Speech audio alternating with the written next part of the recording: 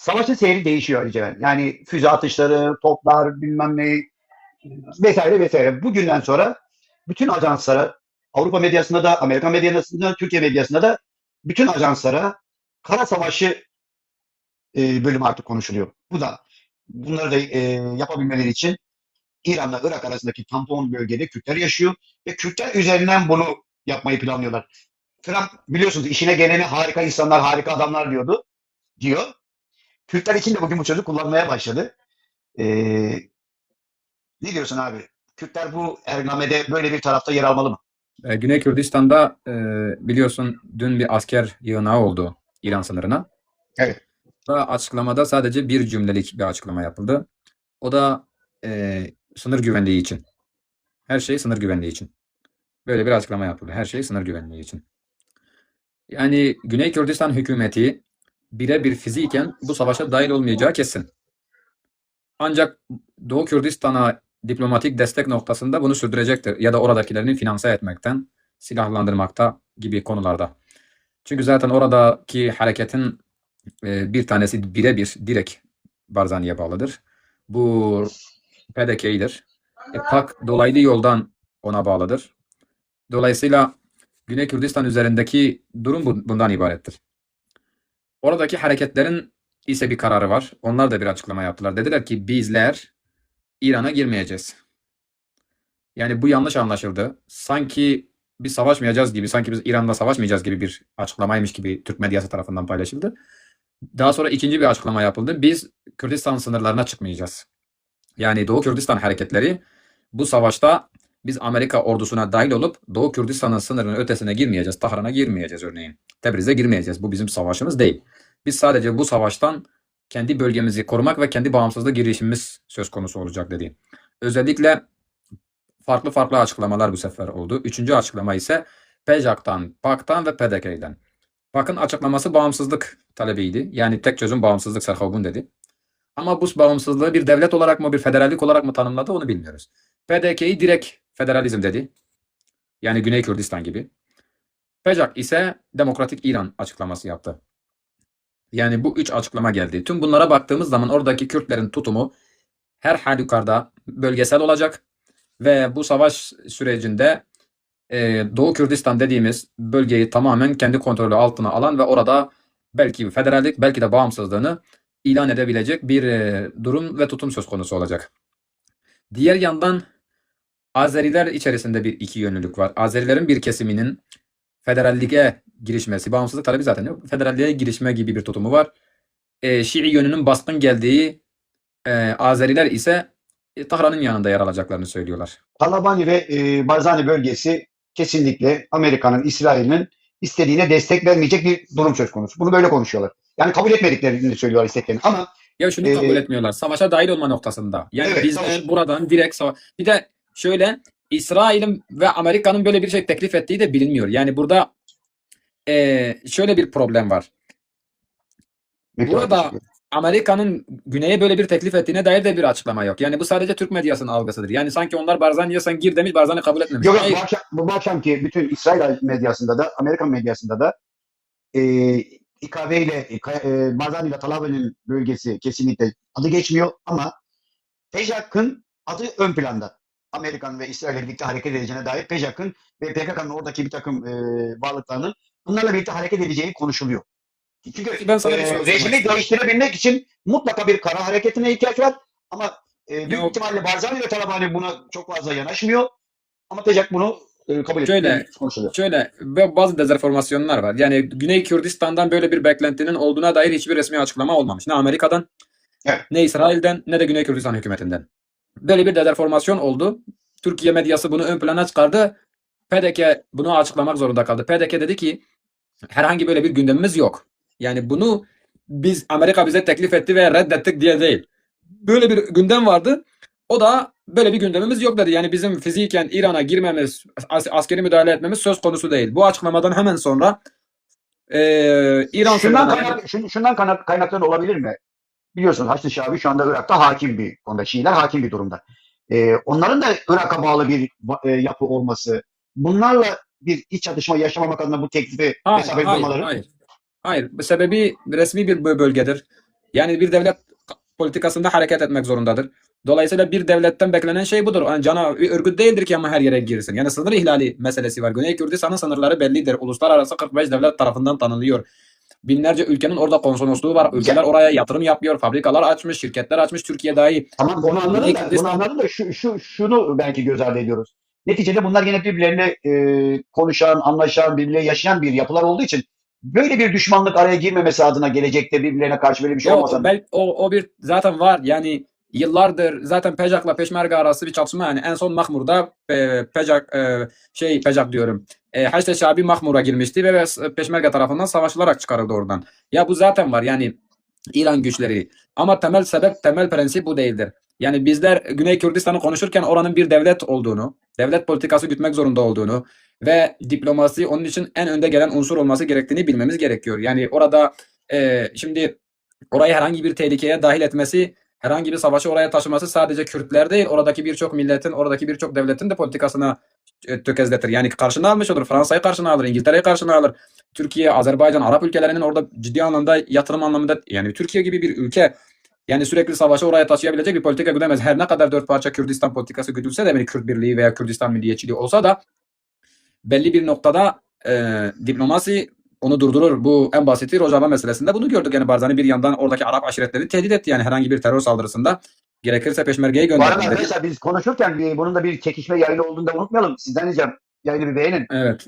Şimdi bunun sonucunda gördük ki bir diplomasi trafiği yürüttü. Yani Barzani Kürdistan'da bugün uluslararası diplomaside öncü rol oynadığı için Doğu Kürdistan'da da aynı rolü oynayacaktır. Yani oradaki Kürt hareketlerini, Kürt güçlerini ekonomik anlamda, silah anlamda ve diplomatik destek anlamda ara buluculuk noktasında destekleyecektir de, destekliyordur da. Zaten dediğim gibi PDK direkt ona bağlıdır zaten. Şu an Doğu Kürdistan'da aktif İran'la çatışan bir hareket ona bağlıdır. PAK dolaylı yoldan ona bağlıdır. Böyle bir durumda fiziki bir ordu sokma durumu olmaz. Sadece dediğim gibi sınıra asker yığdı ve bir cümleyle açıklama yaptı. Her şey güvenlik için. Yani sınır güvenliği için yazdı. Sadece sınır güvenliği için. Bu cümleyle zaten kendini koruma altında. Bir de dikkat ettim. Azerbaycan'a yapılan, hangi şehirde Azerbaycan'ın? Nahçıvan. Nahçıvan'a füze düştü. Aynısı Erbil'de de oldu. İkisinden de aynı açıklama geldi. Yani bu bir terör saldırısıdır. Olası bir durumda kendimizi korumak zorunda kalırız. Yani karşılık vermek, Neşirvan Barzani karşılık vermek zorunda kalırız. Yani İran bunu devam ettirirse o zaman bizim dahil olma gibi bir gerekçemiz olur. İran da bundan çekildi yani. Ve bunu İran'ın milis gücü olan Irak'ta Şii bir milis gücü üstlendi. Kendisinin Evet, yaptığı. evet. Üstlendi. Şimdi burada eğer bu devam ederse şöyle bir şey olur. Yani Amerika ile Güney Kürdistan denkleminde Suriye, İran'a girmek değil de Irak'taki Şii milislerine müdahale olabilir. Yani önümüzdeki günlerde Peşmergelerin Haçlı Şabi ile ve Irak'taki diğer Şii milislerle bir çatışması bekleniyor. Ben bunu bekliyorum. Böyle bir durum söz konusu olabilir. Çünkü bunların, İran'ın olası bir kaybetme durumunda bu milisler hortlayacaktır ve bu milislerin hortlaması sonucunda bu Güney Kürdistan'da bir Haçlı Şabi ve avaneleriyle oradaki Kürdistan ordusuyla peşmergelerle bir çatışma süreci olabilir. Bu beklenen bir şeydir. Ancak bu olur. Yani ancak Amerika'nın da dahliyle oradaki Şii milislerine bir müdahale söz konusu olabilir. Lakin bu ordu Şöyle bir şey konuşuyor güneyin Ceren. dışına çıkamaz. 8-10 bin kişiye yakın bir Kürt gruplarının gücünden bahsediliyor. Bu akşam bütün ajanslara düşen havadan vurmak yetmiyor. Rejimi değiştirmeye veya İran'ı yenmeye. Kara savaşı olmadan bunu İsrail daha çok dayatıyor. Bunu İsrail daha da çok dayatıyor. Ama Bunu PAK bütün yaptı bugün bu açıklamayı. bütün otoriterlerin İran'ın kesinlikle kara gücüyle yenilebilecek bir ülke değil. Bunun sebebi de işte coğrafyası. Dağlık coğrafyasının İran'ın savunma pozisyonu da çok önemli. Bu tarih itibariyle işte sanırım milattan 350'den sonra bir şeyler var. Romalılar denemiş, İskender denemiş. O da başarılı olamamış. Yani kolay değil. Bunu Kürt gruplarıyla ne kadar başarabilirler? Başarısız olacak bir sonuca bile girmenin de Kürtlere çok fazla bir şey kazandırmayacağı konuşuluyor. Eğer rejimi değiştirmezlerse. Şimdi şöyle, cephenin çok olması. Yani İran'da burası gibi değil. Yani İran kendi içinde çok kutupludur. Ve bu kutupların hepsi de yerelde zaten bölünmüştür. Yani yerelde ayrıdır. Bugün Türkiye gibi değil. Türkiye'de her ne kadar kutuplaşma olsa da böyle bir bölünmüşlük yerelde yok.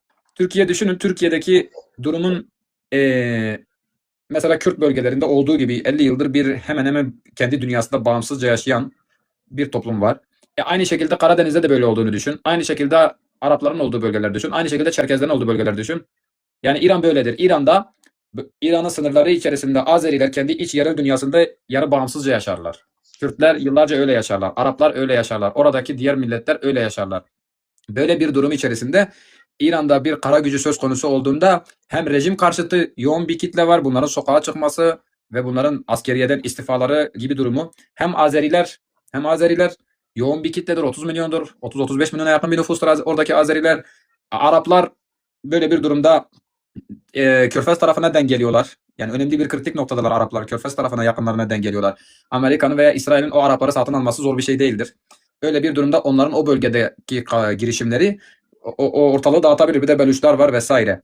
Onun için İran'da böyle bir durumda kara gücü sadece Kürt gücü olmaz. Zaten az önce de söyledim. Kürtler tamamıyla bölgesinin dışına çıkmama açıklaması yaptılar. Yani koalisyon bu açıklamayı yaptı. Biz İran'a girmeyeceğiz. Yani biz sadece Doğu Kürdistan'daki İran güçlerini temizleyeceğiz. Savaşacağız, oradan onları çıkaracağız.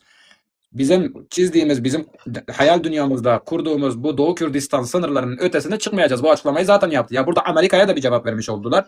İsrail'e de İran'a da bir mesaj vermiş oldular. Yani biz sadece kendi bölgemiz sınırlarını, buradaki stratejisinin Barzani stratejisi olduğunu gördük. Yani YPG stratejisi değil, biliyorsunuz YPG Fırat'ın doğusunun çıktı, Fırat'ın batısına açıldı ve Şam'a kadar açıldı. İşte Rakka, Deir ez-Zor gibi kentleri Araplarla idare etti, rejim karşıtı Araplarla. Ama böyle bir durumda onların böyle bir strateji uygulamayacaklarını da açıkladılar. Onun için kara gücünde mesela bugün PAK bir açıklama yaptı. Bir video yayınladı. Videoda karadan savaşan peşmergelere saldıran İran İHA'larına karşı İsrail'in karşılık verdiğini, Amerika'nın karşılık verdiğini açık yayınladı. Yani bunu resmi olarak da yayınladı. Kürtler karadan İran güçleriyle savaşırken hava saldırısında peşmergelere saldıran İran İHA'larına Amerika'nın karşılık verdiğini açıkladı. Böyle bu açıklamayı bugün PAK resmi Twitter hesabında yaptı. Bu nedenle yani oradaki Kürtlerin tutumu belli oldu. Oradaki Kürtlerin tutumu Doğu Kürdistan'dakiler, Doğu Kürdistan sınırlarına açılmayacaklar. Asgari talep federalizmdir. Yani ortak açıklamaya baktığımızda federalizmin altına inmeyeceklerini söylüyorlar. Zaten PAK bağımsızlık Ama bu İsrail ve Amerika'nın çizmiş olduğu bu strateji İran'da başarısı olduğu takdirde Kürtleri hangi son bekliyor? Abi şöyle, burada Kürtler ya kazanacak ya da kaybedecek ama her halükarda tarihte olduğu gibi bir soykırım söz konusu olamaz. Yani bu konuda emin olduğumuz konu burası. Tarihte olduğu gibi bir soykırım İran kazandığı takdirde, Amerika çekildiği takdirde bir soykırım, hayır, böyle bir şey olamaz. Modern çağda bu Kürtlerin de işine gelir. Yani İran'ın böyle bir girişimi olması uluslararası arenada Kürtlerin desteğini de artırır. Ya aslında İsrail'in İran'ın yıkamadığı bir sistemi uluslararası arenada Amerika İran'ın rejimini yıkmadan çıkmayacak. Amerika İran rejimini tek başına yapamadığını anladığında Körfez ülkelerini dahil edecek, Türkiye'yi dahil edecek ya da savaşı tamamıyla bölgesel bir savaş haline getirecek. Çünkü Amerika bu itibarsızlığı kaldıramaz. Orada kaybettiği takdirde gerekirse Türkiye'yi bile savaşa dahil eder. Bunu hepimiz iyi biliyoruz. Oradaki Arap devletlerini, Lübnan'ı bilmem nereye hepsini dahil eder, bir şekilde o savaşı bölgesel bir savaş haline getirir. Onun için Amerika'nın orada kazanmaktan başka, rejimi yıkmaktan başka çaresi yok. Hele bu İsrail için ciddi bir tehlikeye yol açar. Yani İran'ın kazanması durumunda İran durmaz, İran İsrail'e kadar gider.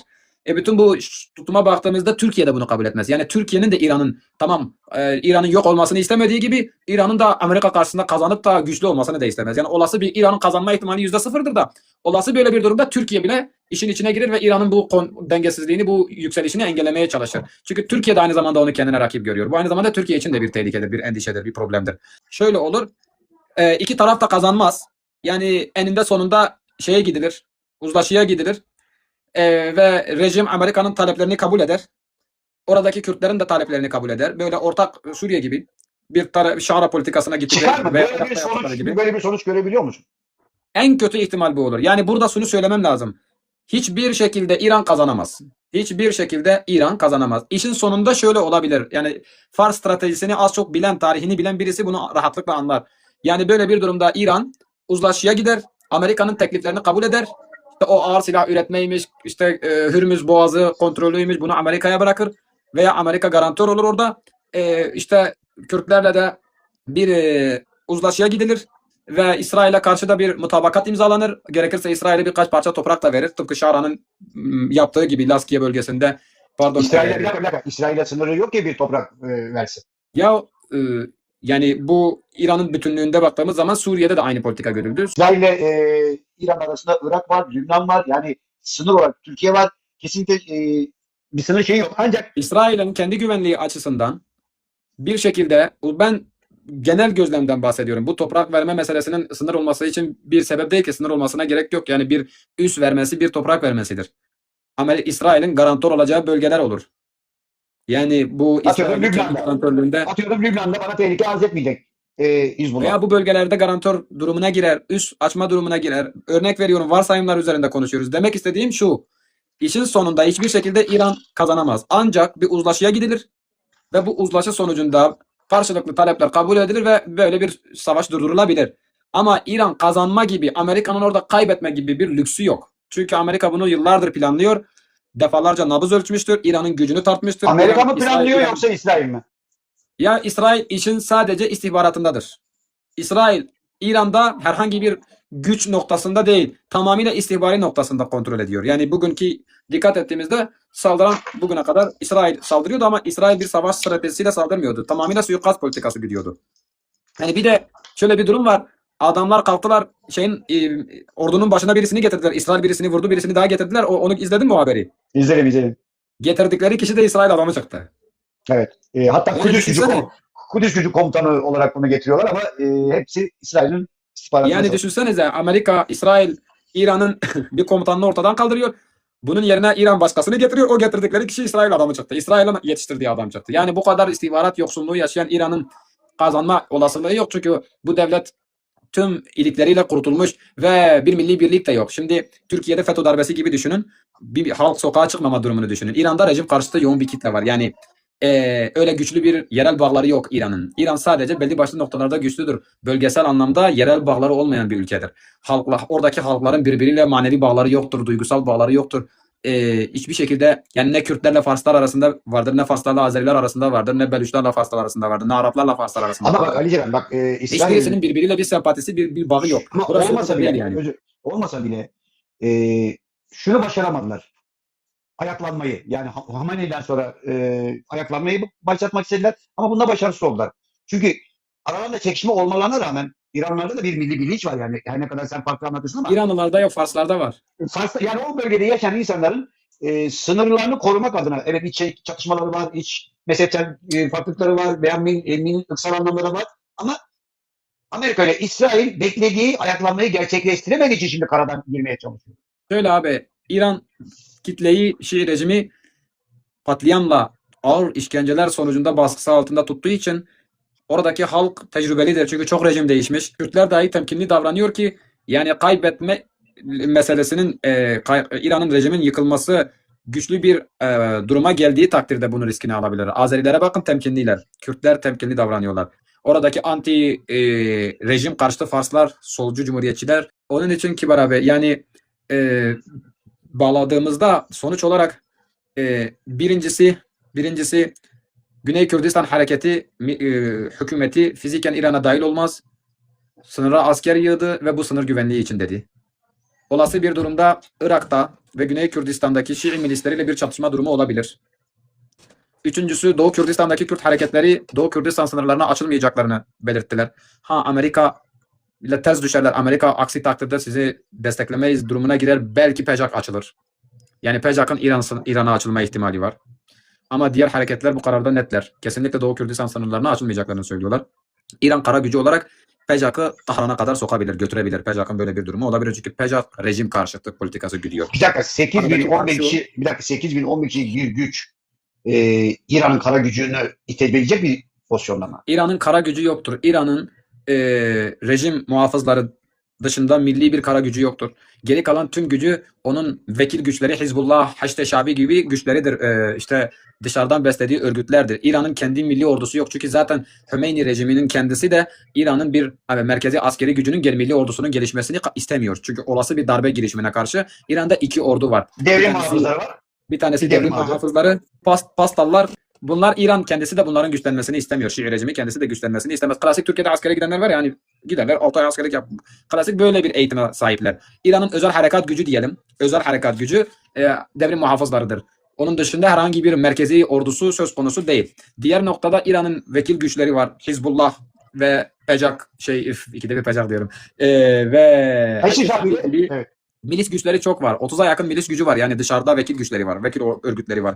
İran yıllardır bunlarla bugüne gelmiş. Herhangi bir merkezi ordusunu hiçbir şeye dahil etmeden sürekli vekil örgütlerini savaşlara dahil ederek, ortalığı karıştırarak kendini Hatta şöyle bir şey de korumuştur. söyleniyor, şöyle bir şey de konuşuluyor. Devrim muhafızlarının aldıkları maaş diğer ordunun içerisindeki kişilerden 2 kat daha fazla. Bundan dolayı da işlerinde bir çekişme olduğu söyleniyor. Ne dedim abi, bir daha söyler misin? Devrim muhafızlarının ekonomik olarak diğerlerinden 2 kat daha fazla maaş aldıkları söyleniyor. Hatta bunlara İşte bu özel Türkiye'deki özel, hani en mantıklı karşılığı Türkiye'deki özel harekat gibi düşün. Özel eğitimler çünkü adı üstünde devrim muhafızı. Yani Hümeyni devrimini koruyorlar. Evet. Devrimi muhafaza ediyorlar yani. Adı üstünde devrimin koruyor. Devletten ziyade devrimi koruyorlar. Herhangi olası bir Hümeyni rejimine, darbe girişimine karşı, herhangi Hümeyni rejimine dışarıdan bir müdahaleye karşı korunan bir şeydir. Bunu neyden esinlenerek yapmışlar? Bunu Kiros'un 10.000 kişiden oluşan ölümsüzler ordusundan esinlenerek yapmışlar. Kiros'un biliyorsunuz savaşın en kritik anında ortaya çıkan 10.000 kişiden sayısı ne azalan ne de çoğalan bir ordusu vardı. Ve bu kritik noktalarda devreye girerdi. Aynı zamanda Kiros'u, yani kralı da koruyan bir orduydu. 10.000 kişilik ölümsüzler ordusu. Ondan önce Medler, Siyaksares bunu yapmıştır. Siyaksares'in peşmergeler. Kürtçe ismi peşmerge ölümsüzler, yani ölümle yüzleşenler. Bunu önce Siyaksares Keyhüsrev'in Med ordusunda yaptığı düzenli ordu. Daha sonra Kiros'un bunu özel birlik haline getirmesi, ki Kiros'un zaten o 10.000 kişiden oluşan ölümsüzler de Medlerden oluşuyordu. Sonuç olarak Kibar abi, sonuç olarak Doğu Kürdistan politikasında ben Kürtlerin tutumunu çok doğru buluyorum. Çok mükemmel bir duruş sergiliyorlar. İran Güney Kürdistan hükümeti de güzel bir tutum sergiledi. Yaptığı açıklamaların hepsi de bir devlet adamına yaraşır. Yapılması gereken açıklamalardı. Geride burada 3. 4. cepheyi açmak kalacak. Yani Amerika orada birlikte şu anda birlikte şu anda oradaki Kürt yapılar, gerek Irak'taki işte Barzani Talabani, gerek Pejak bölgesi uyumlular mı birbirleri içerisinde? Birbirlerinin sözlerini dinleyebilecek pozisyondalar mı? Evet, orada bir tek kritik ve problemli noktada olabilme ihtimali olan PECAK'tır. PECAK da orada koalisyona karşı güçlü değildir. Öyle Suriye'deki gibi değildir. Onun için dediğim gibi İran'a açılma noktasında PECAK bunu yapabilir. Yani biz önümüzdeki süreçlerde PECAK'ın demokratik İran politikasıyla sol Farsları da yanına alıp kara gücü haline gelebilir. Doğu Kürdistan'a sınırına çıkabilir. Yani tıpkı Suriye'de yaptığı gibi, Raqqa ve Deir ez-Zor'da yaptığı gibi böyle bir durum söz konusu olabilir. Ama PAK, PDK ve diğer hareketler bunu kabul etmiyorlar. Ha bir de Komeleyi var. Komeleyi arada kalmış, daha biraz PECAK'a yakın, biraz da bu tarafa yakın. Tam böyle ideolojisi belli değil. Komeleyi burada karar verecek. Ya Komeleyi PAK ve PDK gibilerin tarafında, fikrinin yanında yer alıp Doğu Kürdistan sınırlarına açılmayacak. Yani onun dışına çıkmayacak. Ya da PECAK'ın yanında, PECAK'ın politikasını yürütecek. Her iki durumda da Doğu Kürdistan her iki durumda da kesinlikle statüsüz bir şekilde olmayacak. Bir soru sorsam sana. Yakın zamanda artık Kürtlerin, belki işte Suriye'de adına ne dersen de yarı özellik dersin, işte Irak'ta federatif bir statü elde etti. İran'da da işte demokratik bir İran diyorlar ki, her ne kadar deseler de biraz zor ama diyelim orada da belli bir takım kazanımlar elde etti. Bu belki 10 yıl, 15 yıl, 20 yıl, 30 yıl neyse yine parçalı bir şekilde böyle bulundukları ülkelerde varlıklarını sürdürecekler. Türkiye zaten sosyolojisi belli. Gelecekte o 3 parçanın veya atıyorum 4 parçanın birleşme olasılığını sen nasıl görüyorsun? Öncelikle bu Doğu Kürdistan buna daha müsait. Yani Doğu Kürdistan'ın olası bir güçlü bir kozla başarması durumunda, istediğini alabilmesi durumunda Güney'le birleşme ihtimali %90'dır.